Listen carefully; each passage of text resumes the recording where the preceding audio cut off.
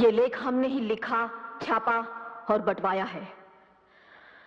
हम ये भी मंजूर करती हैं कि पुलिस रिकॉर्ड के मुताबिक करमवीर गणेश दत्त की मौत पहाड़ी से फिसल कर गिर जाने से हुई थी। अगर आप ये सब मानती हैं तो इस अदालत के लिए सिर्फ यही काम बचता है कि सजा सुना दे। मगर योर ऑनर, हम कहते हैं कि वो एक हत्या थी जिसे दुर्घटना की शक्ल दी गई। योर ऑनर, हम अदालत से दरख्वास्त करती हैं कि इस केस की पैरवी करने की इजाजत हमें खुद दी जाए। इजाजत है। Thank you your honour. Your honour, इस सिलसिले में हमने सत्तार मियां और जयंती देवी के हलफनामे पहले ही से दाखिल कर दिए हैं। योर ऑनर, पुरुषोत्तम जी के वकील की हैसियत से मैं उन दोनों से जिरह करना चाहूंगा। इजाजत है। अब्दुल सत्तार को हाजिर किया जाए। बंदा हाजिर है। सत्तार मियां, आपने कहा है कि कर्मवीर गणेश दत्त का खून करवाने के लिए उनके सियासी दुश्मन पहले आपके पास आए थे। जी हां। तो आपने खून कर क्यों नहीं दिया? इसलिए कि खाकसर ना आपकी तरह भाड़े का टट्टू होना चाहता है, ना पुरुषोत्तम जी की तरह भाड़े का कातिल। गवाह को हिदायत दी जाती है कि जो पूछा जाए उसी का जवाब दे। और आप ये सिगरेट बुझाइए। सिगरेट पीना अदालत की तौहीन करना है। ये गवाह अदालत के तकल्लुफों से बखूबी वाकिफ है योर ऑनर। यही वजह है नाइंसाफी देखकर भले ही उसकी रूह तक सुलग उठी हो, सिगरेट नहीं सुलगी है। Order order.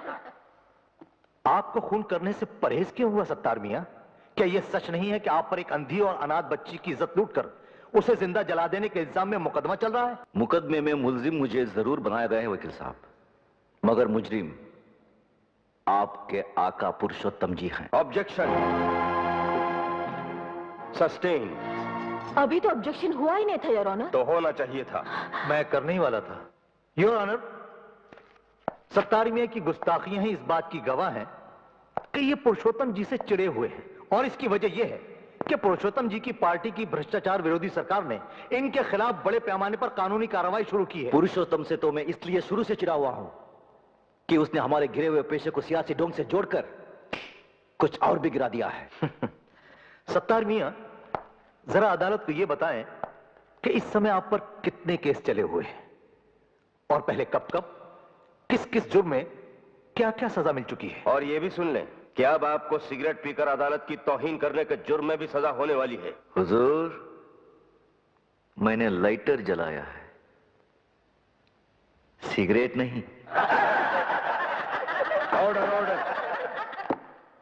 इन गुस्ताखियों से अदालत तंग आ चुकी है, जिन्हें जल्द खत्म की जाए। योर ऑनर, मुझे इस गुस्ताख गवाह से और कुछ नहीं पूछना है।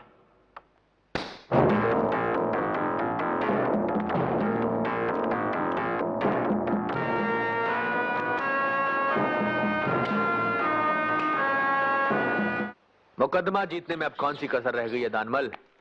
बस अब तो मक्कर साहब को हमारे हक में फैसला ही सुनाना बाकी है। मंगल। जी हुजूर। रौनक से कहो कि शबाब का इंतजाम करे, और धर्मदास शराब का। जश्न आज रात को ही होगा। हाँ, जश्न तो मनाएंगे ही। पापी लोग पवित्र साबित हो रहे हैं और पवित्र लोग पापी। हम अब भी ये मुकदमा जीत सकते हैं, लेकिन उसके लिए हमें कुछ ठोस सबूत जुटाने हो। आशुतोष, क्या ढूंढ रहे हो? अपनी दीदी, अपनी आप पीती। दीदी?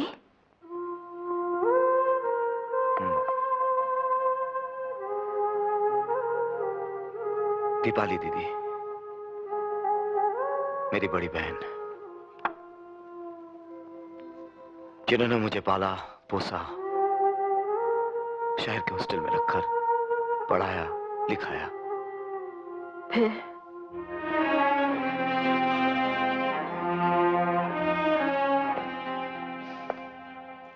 फिर जिस दिन मैं 21 साल का हुआ, मेरे एक रईस दोस्त ने दावत दी।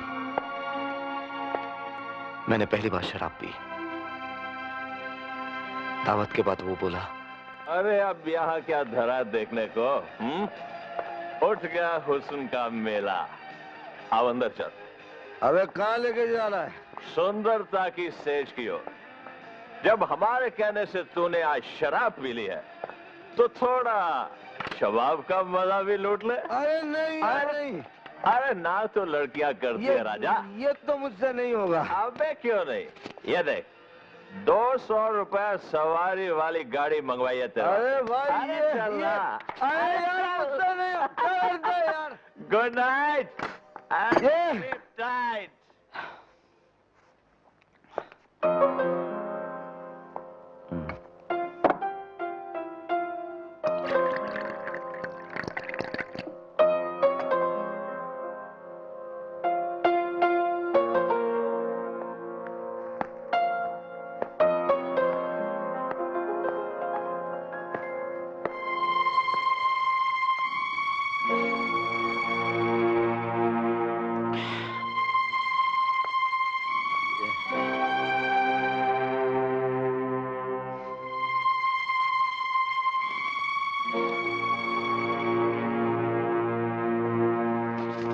ये रख लीजिए।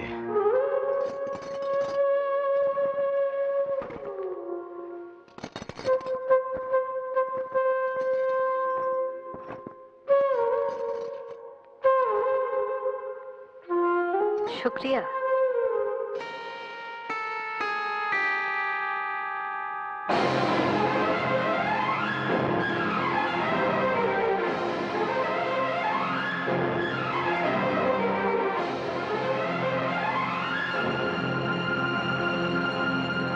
तू कहाँ जा रही है? घर। शायद तू ये नहीं जानती कि बाजार में बैठने वाली का कोई घर नहीं होता। शायद तू ये नहीं जानता कि हमारा घर तेरी दीदी के बाजार में बैठने से ही चलता रहा है। लेकिन क्यों? क्योंकि हमारे बाबा बेकार थे, शराबी थे और हमारी माँ बीमार थी। अरे मुझसे कह दिया होता मैं पढ़ाई छोड़ देता, मेहनत मजदूरी कर लेता। तू कैसे पढ़ाई छोड़ता? तू तो परिवार का होनहार बेटा था जो जिंदगी में बहुत ऊंचा उठना चाहता था। तो मुझे ऊंचा उठाने के लिए तू क्यों नीचे गिर गया? दीदी चली गई, उस कमरे से ही नहीं, मेरी जिंदगी से भी।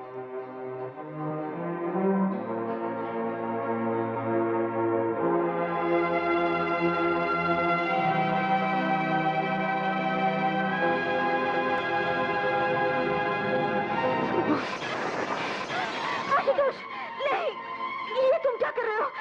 उस हाथ को सजा दे रहा हूं जिसने दीदी को मुझसे दूर किया। दीदी जरूर मिलेंगी। मैं कहता हूं छोड़ दो। हम दोनों साथ मिलकर उन्हें ढूंढेंगे।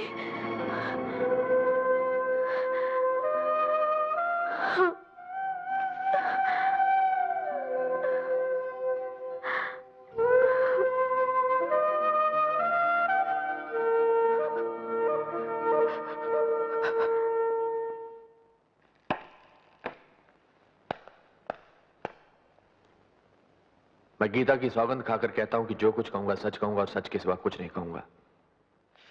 पुरुषोत्तम जी, आपने अपने दोस्तों के चेतावनी देने के बावजूद भवानी देवी को मर्यादा का संपादक क्यों बनवाया? इसलिए कि भवानी देवी उन कर्मवीर गणेश दत्त जी की बेटी हैं जिनसे मुझे भ्रष्टाचार को मिटाने का मूल मंत्र मिला था। मैं मान ही नहीं सकता था कि कर्मवीर गणेश दत्त जी की बेटी भ्रष्ट हो सकती है। ऐसा मानने पर आप कब मजबूर हुए? तब जबकि एक अनजान महिला टीवी पर भ्रष्टाचार के विरोध में मेरा भाषण सुनने के बाद मुझसे मिलने आई। उसने कहा, मैं आपकी अपील सुनकर अपना पाप स्वीकार करने आई हूं। मैं गरीब लड़कियों से अमीर अय्याश लोगों की सेवा कराने का अड्डा चलाती हूं और यह अड्डा मैंने भवानी देवी की सलाह पर खोला है। वो अपनी संस्था सबला से मेरे अड्डे के लिए लड़कियां भिजवाती हैं। उस महिला ने कुछ ऐसे सबूत पेश किए कि मैं मानने पर मजबूर हो गया कि जिसे मैं चंडी समझे हुए था वो वो वास्तव में एक रंडी है। इसीलिए मैंने इन्हें मर्यादा से हटा दिया। पुरुषोत्तम जी, आपने हमें मर्यादा से इसलिए हटाया कि हम दुनिया के सामने आपका और आपके उन साथियों का पर्दाफाश करना चाहती थी जो आज यहाँ हमें भ्रष्ट साबित करने के लिए पधारे हैं। योर ऑनर, हम कुछ तस्वीरें पेश करना चाहती हैं। इनमें इनका असली रूप है।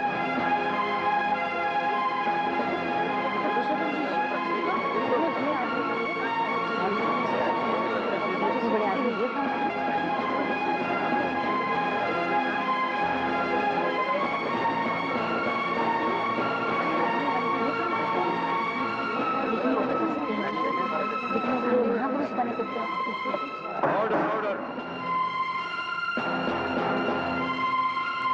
भवानी देवी, आप अदालत में इस तरह का नाटक नहीं कर सकती। हम नाटक कर नहीं रही हैं, ऑनर। देख रही हैं बहुत देर से। योर ऑनर, मुलजिमा ने मानहानि दर मानहानि करते हुए यहां पुरुषोत्तम जी की जो जाली तस्वीरें बंटवाई हैं, उनके बारे में हम किसी जानकार की गवाही करवाने के लिए वक्त चाहते हैं। और उसी सुनवाई में हम भवानी देवी की बिजनेस पार्टनर दीपाली दास को भी पेश करेंगे। मेरी सारी रौनक चली गई रे, तेरे सेठ रौनक लाल से शादी करने के इंतजार में। नहीं दीदी, ऐसा चिंता क्यों करती हो? उजड़ गई रे तेरी दीदी काजोल, उजड़ गई। लोग कहते हैं उजड़ गई, मगर फिर भी दिल्ली। दिल्ली नहीं रे, ढिल्ली। कौन बोलता दिल्ली? हमारा दीपाली दीदी पर तो सारा लोग फिदा। तभी तो सेठ ने मुझे रखा है दीपाली दीदी का चौकीदारी करने के लिए। हेलो दीदी, अभी आता हूँ दीदी, मैं अभी आता हूँ।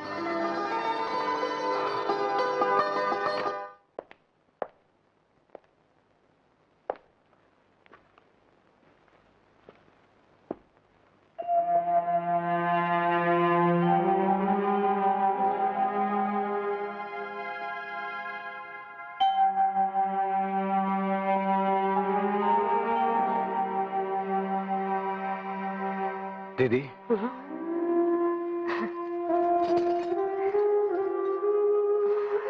आ गया रे पुलिसमैन। दीदी,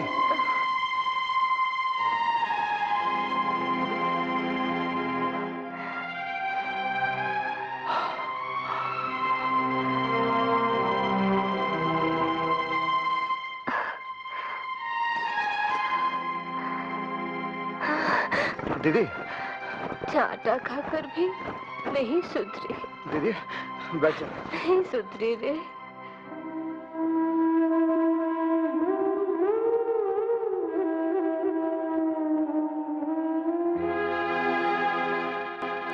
रोज सुबह इस हाथ के आईने में अपनी भूल को, अपनी ढिठाई को देखता रहूं दीदी,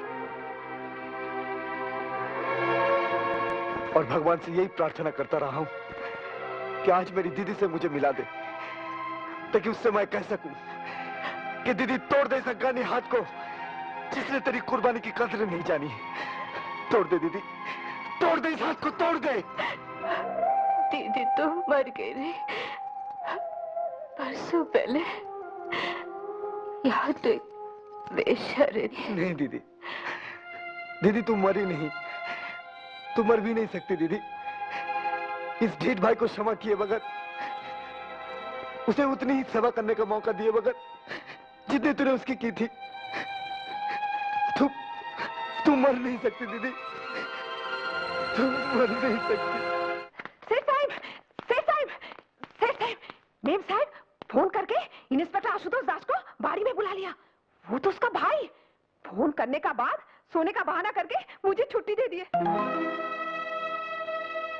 हमारी तो हमेशा के वास्ते छुट्टी करा छोड़नी इसने। आपने शायद आज उनसे शादी करने को कहा था। फोन पर बहुत गुस्सा थी। वो पवानी के खिलाफ गवाही देने से मना कर रही थी। इस करके मैंने वादा कर दिया। वादे निभाने होते हैं रौनक। जाओ हम सबको मुक्ति दिलाओ उससे मीठा बोल के। मुझसे मीठा बोल मत बोल रहे, मुझे मार जैसे उस दिन मारा था। मैं तो इसी काबिल हूँ, मैं तो इसी काबिल हूँ। आखिर तुम आई गए पकड़ में। तुम्हें कहां कहां नहीं ढूंढा। आपको किसने बताया कि मैं यहाँ हूँ? हमें सब कुछ पता चल ही जाता है बरखुरदार। चलो तुम्हें एक बहुत ही जरूरी काम पर भेजना है।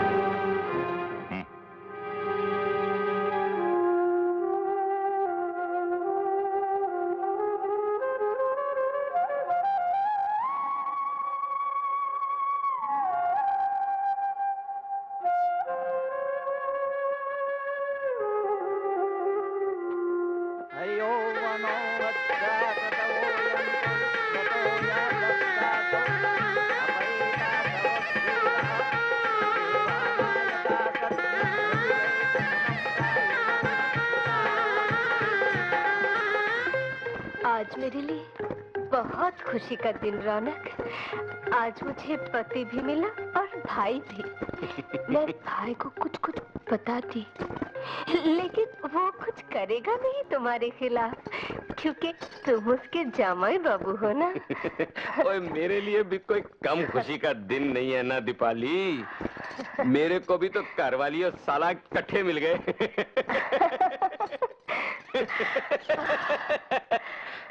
अब थोड़ा शर्मू ना दीपाली। अब तो तेरे साथ शादी कर लिया मैंने। हिंदुस्तानी जनानी की पहली बड़ी तमन्ना होती है कि उसकी शादी हो जाए, है ना दीपाली? हाँ। तो तेरी वो तमन्ना तो पूरी हो गई। हुई। चल अब वो भी पूरा कर छोड़े जो हिंदुस्तानी जनानी की दूसरी बड़ी तमन्ना होती है। बोल क्या होती है वो भला? माँ बनने की। दूर बेटे, मैं बताऊं क्या होती है? क्या होती है? वो होती है सुहागन मरने की।